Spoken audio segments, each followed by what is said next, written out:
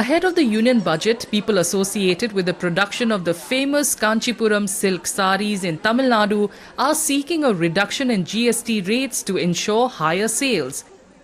Weavers and handloom owners say that they are forced to pay high GST rates for important raw materials like silk and zari, resulting in lower profit margins.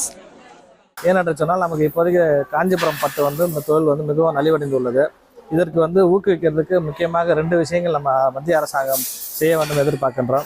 ஒன்று பார்த்தீங்கன்னா நாங்கள் GST கட்டுறது நாங்கள் இதில் சிரமம் என்ன சொல்லலை. என்னென்னா நாங்கள் பட்டுக்கு ஒரு 5% ஜிஎஸ்டி கட்டுறோம், ஜரிகைக்கு ஒரு 5% கட்டுறோம்.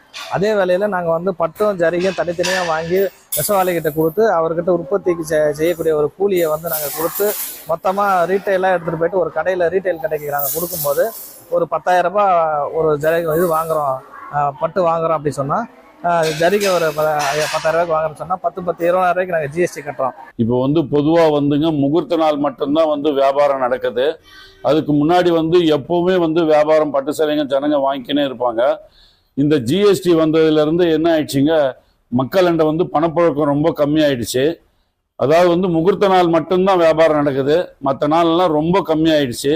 இதனால எங்களுக்கு வியாபாரம் மிக மிக அளவில் ரொம்ப கம்மியாக நடக்குது. பொதுவாக இதனால எல்லா தரிகாரங்களுக்கும் வேலை வாய்ப்பு கொஞ்சம் குறைஞ்சு போயிடுச்சு. Additionally, there is a demand for subsidized electricity to ensure the sustenance of businesses. அந்த மாதிரி பட்சத்தில் எங்களுக்கால இந்த வியாபார ரீதியாக பார்க்கும்போது எங்களால் பெருசாக லாபங்களை பார்க்க முடியறதில்லை. ஏன்னா எங்களுக்கு செலவினங்கள் அதிகமாகிடுது. அதனால் அரசாங்கம் எங்களுக்கு மின்சாரம் கொடுக்கறதுலையும் இல்லைன்னா ஒரு சோலார் பேனல் கொடுக்கறதுலையும் ஒரு சப்சிடி கொடுக்கணும். அதே நேரத்தில் இந்த பட்டு புடவை கைத்தறி பட்டு புடவைன்னு வாங்குறவங்களுக்கு ஐடியில் எக்ஸிபிஷன் கொடுத்தாங்க நிறைய பேர் அதை எடுக்கிறதுக்கு. ஏன்னா பட்டு புடவைன்றது ஒரு லக்ஸரி ப்ராடக்ட் தான். இது லக்ஸரினா வசதியானவங்க தான் நிறைய வாங்குவாங்க. அந்த பட்சத்தில் இதுக்கு ஒரு எக்ஸிபிஷன் கொடுத்தீங்கன்னாக்கா நிறைய பேர் பட்டு சேலை எடுப்பாங்க. அதனால் எடுக்கிறதால இந்த கைத்தறி சேலை நிறைய விற்பனையும் ஆகும். The first budget of the new NDA government will be tabled on July 23rd by Union Finance Minister Nirmala Sitharaman, who incidentally will be presenting her 7th straight budget.